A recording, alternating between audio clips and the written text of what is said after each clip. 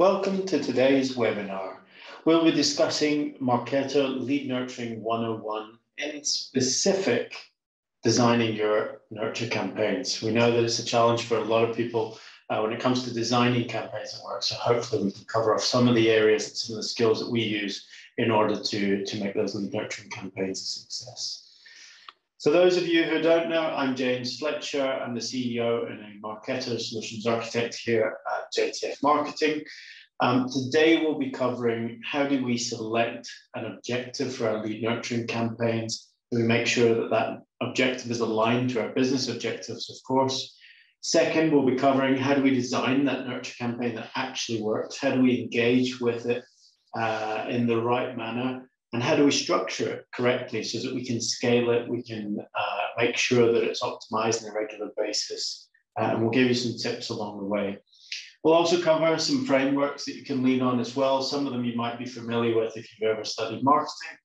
And then we'll have some time for Q&A at the end. If you do get any questions throughout the session, feel free to drop them into the Q&A. Of course, as we go, feel free to even throw them in if you've got them in advance. This is a webinar series, so we've got 5 elements to this webinar series, and I'll cover off in a second, what they will be. For those of you who don't know JTF Marketing, we've been around for 7 years. We specialize in Marketo and its surrounding ecosystem, and we help our clients in multiple industries with various use cases, from technical implementation to building a team with skill sets to a majority of the things that we can do as external parties. Scale marketing operations, think about the marketing automation strategy, and importantly, how do we get it right? How do we get the return from this platform that we are expecting? And so we talk often about data control and data hygiene, which will come up later in this series as well. So, as I mentioned, this is a 5-part series. Today, we're going to be covering the design and the objective. If you haven't already, sign up for the remaining 4 webinars. They're available on our website, so jtfmarketing.co/resources, and you'll find the link there on the first option. Design is really important, and often I think one of the challenges that we face as marketers is we're often trying to get a campaign out the door. We're trying to meet the deadline. We're trying to make sure that we get engagement. We've passed the leads over to sales as quick as possible. So for a lot of people, lead nurturing can feel like a very, very slow process. And often communicating that back to the business can be a challenge as well, right? How do you tell the sales owner that they're not going to get leads straight away by launching this new campaign that's had a big chunk of investment, or even the CMO? How do we make sure that we've explained it in the right way? This is about switching from batch and blast campaigns to always on. It's about optimizing our marketing machine, the famous sales pitch that we all get involved with in the beginning when we engage with Marketo.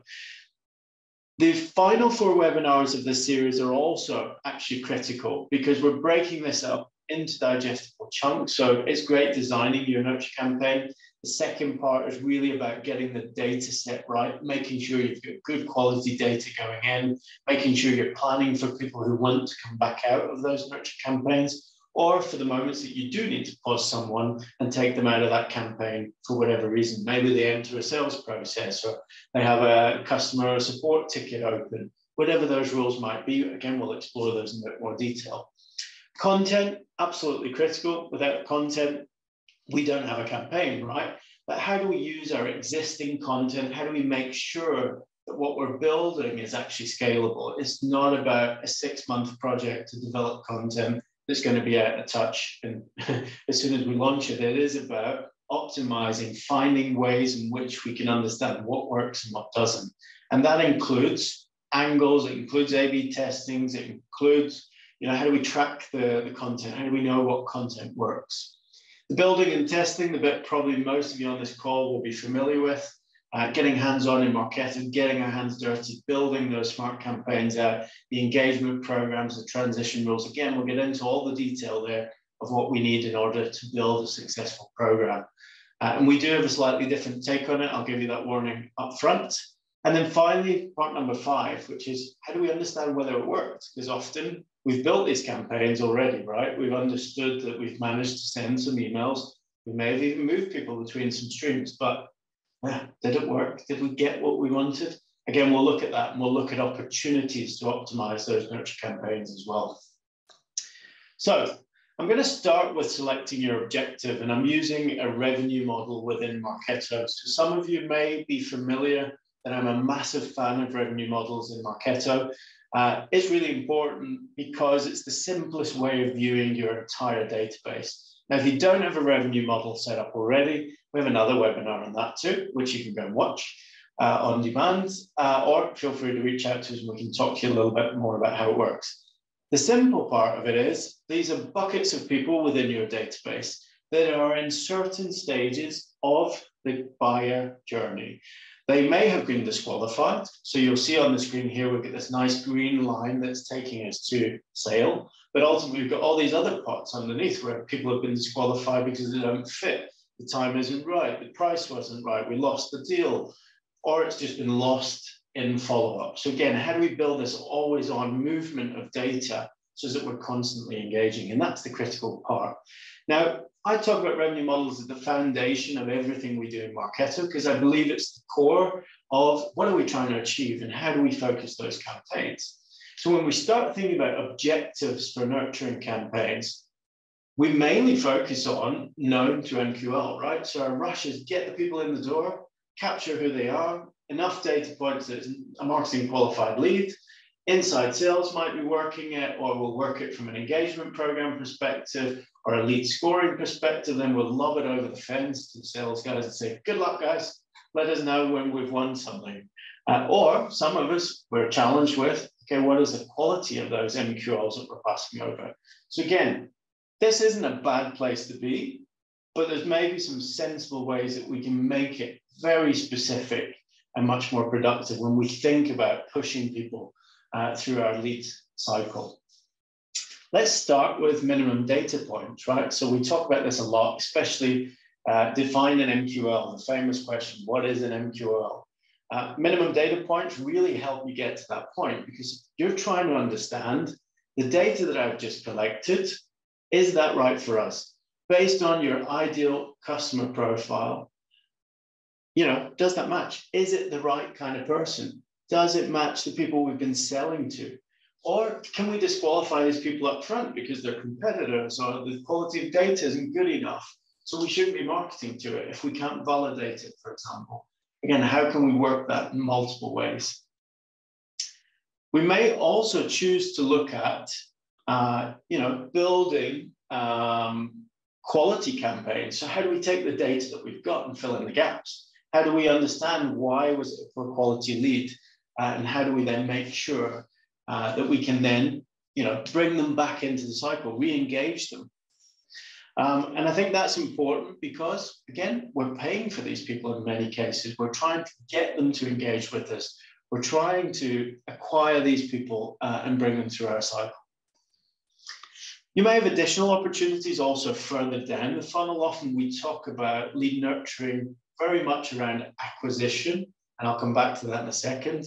But actually, what about helping the sales guys? What about keeping the pulse whilst the deal is open, whether it's product brochures, whether it's engagement, whether it's, hey, have you seen this latest insights piece or thought leadership piece? Or, hey, we've also got these case studies that you might want to check out.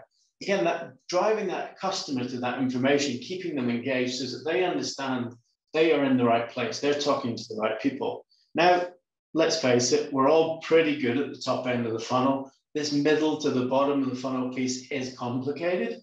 But again, if that's the objective, if that's the sticking point in your customer journey, it's worth focusing on what can we do in order to accelerate people through that process. And I'm pretty sure most of you are sitting there going, I'm not going to take that battle on first. I'm going to start up the other end of the funnel, which is absolutely fine. Again, just think about it in the full context of the buying cycle and where are the sticking points or where do we lose people during that sales process.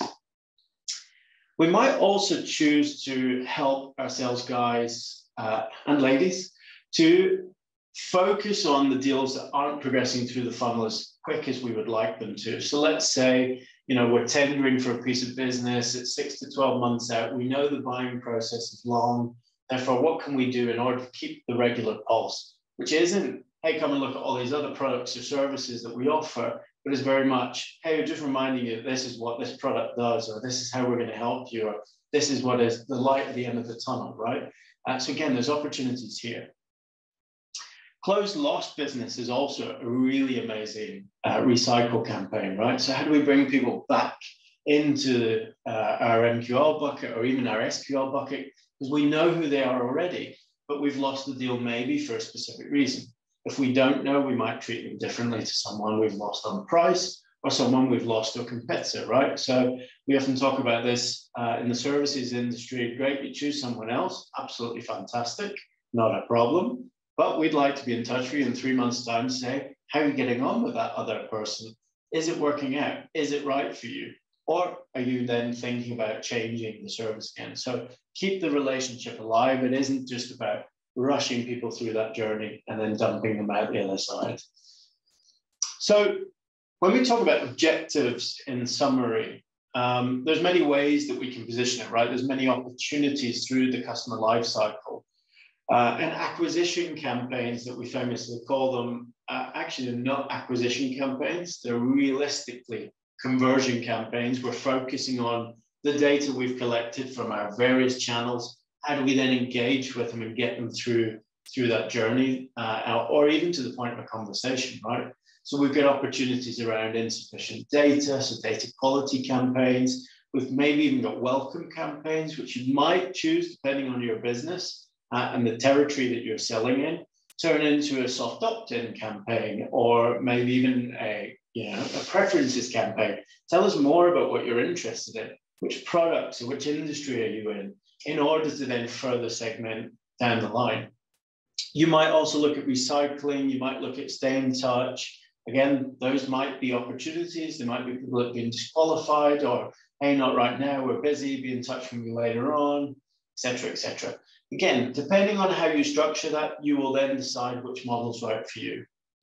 From a retention perspective, again, we've got lots of opportunities here. We've got welcome campaigns for new customers, we'll get re-engagement for customers who are going cold, inverted commas, or maybe it's coming up to renewal season. You guys have got to get some of those conversations flowing again, get the engagement, measure the sentiment. Again, we can do that. We can also look at cross and upsell, and importantly, win-back campaigns. We never want to lose a customer. Again, how much effort does it take to win one? The cost of losing it is higher. So again, how can we build these in an automated fashion? How do we scale it? How do we make sure it's right? So here we go. Let's get our hands dirty. Straight into Marketo, right? No, absolutely not. Please do not build anything in Marketo prior to mapping out what you're expecting to achieve from your nurture campaign. It's a common mistake, and I always say draw it out before you build it out. And that's really important, because I think what we can get carried away with here is thinking about the product and how the product works, and the product in this case being Marketo. We don't want to do that. We want to focus on what is the end goal? How are we going to measure success? What does it look like? So I often start with a Visio. Pretty simple. Again, I've got these mapped to revenue stages. Depending on your business, you may choose to have a slightly different structure, and I'll come to those models in a second. But ultimately, these structures are about giving you clarity on what am I expecting. So let's take the example of the welcome campaign. We've collected new names. They come into our database in Marketo as known people. We drop them into the database. The first thing we want to do is validate that they have an email address that we can actually market to, or maybe a phone number if you've got mobile or SMS integration, or even WhatsApp integration. You may choose to make sure that you're verifying this information prior to adding them into anything else. Now, the second column here you see on the screen is then, okay, valid email addresses. Okay, so what are we going to want to do there? We're going to want to make sure that we're starting to opt people in. We've got preference information, etc., etc. And moving on through the funnels, again, these will start to build up the picture and the objective per stream, which will help you later on when it comes to content. So you'll see now I've just typed into this structure, basically my objective for my stream. And that keeps, again, The focus very honest, and what am I doing and why am I doing it? So my no, I'm trying to make sure people have got valid email addresses. I'm going to build a welcome campaign that says, hey, thanks for engaging. This is who we are. This is why you're in the right place, etc., etc. And I will come to the lead acceleration piece, which I know everybody thinks about. What if someone fills out a form and they want to talk to me straight away, etc., etc. We're talking about the top of the funnel acquisition stuff here. Event, engagement, we're talking about downloads, subscriptions to newsletters, so on and so forth. Capturing that information, validating that they're a real person. Hopefully you're doing that on your Marketo forms up front. There is a new feature that's just come out to block email address structures as well in Marketo, which we'll update you with shortly. And then, you know, if we've got that right, if we're collecting the data correctly, again, bringing them to the next stage. So we've got a valid contact. We've either validated them using an email verification tool and or sending a campaign, right? That's why I have a stream in the first place. I'm going to send them a campaign, and if they bounce, I'm going to take them out. I'm going to mark them as invalid, so on and so forth, data hygiene rules. If they don't, great. I'm going to move them then into my next stream. My next stream is starting this journey to collect my minimum data points, right? So this is about understanding what am I going to have to provide for my sales team in order to get this right? How are we going to be successful with the right information collected? Whether it's job title, phone number, industry, employee band, volume, whatever it might be that's related to your sale, you will have this information, or your sales team will have this information. Now we know, and we don't have to start the famous conversation of sales and marketing alignment. You know, they want everything in a silver platter, and marketing never deliver any good leads. We know. We're all working for the same goal, right? We're trying to capture these customers. We're trying to engage them. We're trying to give them a solution that fits their business. And we're also trying to qualify in or out, early stages, who's good or bad for us. So you might find that certain industries aren't right for you, and you'll disqualify the data as you find that out. Again, we'll talk more about the data piece later on, and I love talking about data, so I have to keep myself focused. But again, the objective of these streams is to collect the information. When we come to the MQL and SAL stream, this is often a more challenging step. MQL is pretty broad, right? We can zoom into MQL in many ways. You've got brand new MQLs who are, you know, fresh in through the acquisition channels. You've got people who are historic and not engaging. You then get super engaged people in your MQL funnel. How do we figure that out? You'll probably be saying in your mind, lead scoring, James. Lead scoring is what we're going to do. It's good and bad. I will agree and disagree, and we'll come to that later on down at the optimization webinar. But ultimately here, you might choose to break this into smaller pieces. The focus of the MQL piece ultimately is behavior or data collection through behavior. So we're trying to get intent. We're trying to find some level of engagement in order to step in at some point, which is our SAL piece, and say, hey, do you want a conversation with us? We'd love to talk to you. We think we're right for you. We'd like to engage. Come on. And that might be booking a call. It might be responding to an email. It might be filling out a service form, whatever it might be. Again, how do we capture that information? From an SAL perspective, of course, the focus here is a slick handover from marketing to sales, trying then to keep the pulse moving until the conversation is flowing in the opportunity stage.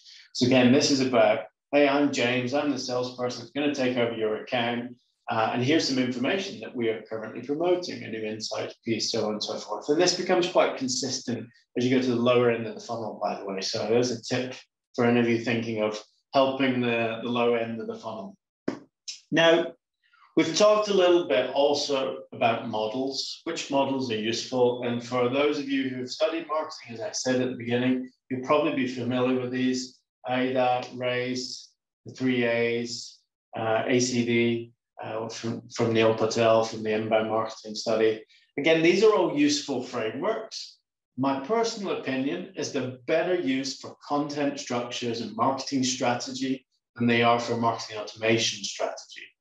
From a marketing tech perspective, we've really got to focus in on collecting data, collecting engagement, prioritizing the lead, improving velocity. And that comes from optimizing the structures that we have.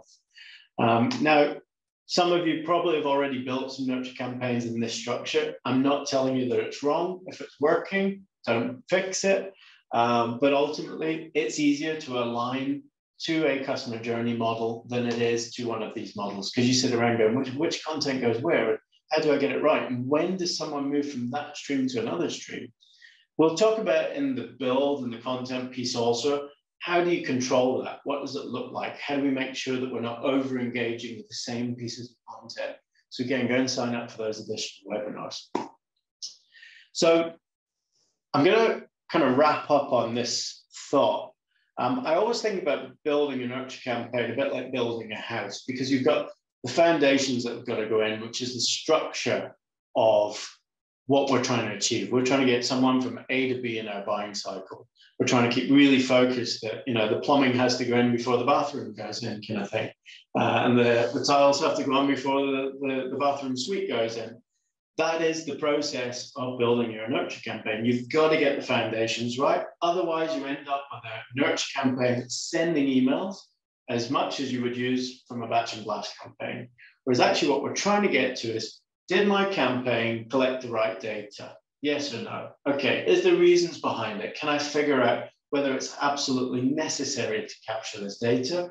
Or can I readjust the way I'm working in order to capture less or capture it in a different way? So no form fills, behavioral engagement, so on and so forth. And then as I get that life cycle stages correct, how can I begin to A/B test? How can I begin to tweak the content, optimize? How do I add in industry specifics? And some of you who are on this call might even find that you need kind of sorting campaign up front, which is, hey, who are you? What are you interested in? What are your pain points? Tell me so that I can split you into the right nurture campaigns. Some of you may be lucky enough that your product is consistent across every industry, and therefore all you've got to do is add in dynamic content, not order to add in that profile. Again, if you've got personas that you want to add in, they're further down the line. Don't rush to do everything at once. Get it out the door. Start evolving, start learning, start testing of what works and what doesn't. And the important part here is, again, no one can get this right from day one, not even us. We will build stuff in evolution cycles, make sure that we get some results before we keep iterating. Of course, there's some necessary stuff that we have to put in place that will always drive some level of success. But again, you've got to get that right. Phase it out, take it slowly, don't rush it, and try and keep it aligned to, was it successful? Did I move people through the buying cycle? So how can JTF Marketing help? As I mentioned, we're experts in the space of marketing automation, Marketo specifically, the ecosystem of Marketo. We can help you prioritize these opportunities by understanding your business and developing recommendations specifically for you. And what we can ultimately do is help you every step of the way, right? We don't have to do any of the work. We can give advice. We can do everything for you if you really want. And we can help you execute in the right way. It is really up to you. Again, I think it depends on the experience you have with engagement programs in Marketo. Hopefully by the end of this webinar series, you'll have much more, or at least much more insight of what you're able to deliver and what you might need some support on. But again, I think the key part here is we're keen to help you guys use engagement programs in the right way. Switch from batch and blast campaigns to engagement campaigns, which will help you build that always-on structure. So now I'm going to dive into some questions. So there's a Q&A. I think you all are aware of how Zoom works these days. So feel free to drop in any questions that you've got. The first one that I've got here that I will answer is, are we recording the session? Yes, we are. And will we share it? Yes, we will. And it will be available on demand on our website. So if any of your colleagues weren't able to attend, or if you found it useful and want to recap, because I'm talking really fast, then you can go back through the webinar at a later date. It is important, again, I think, to sign up for the entire series, get the full picture before you build anything. So that's one piece of advice as well.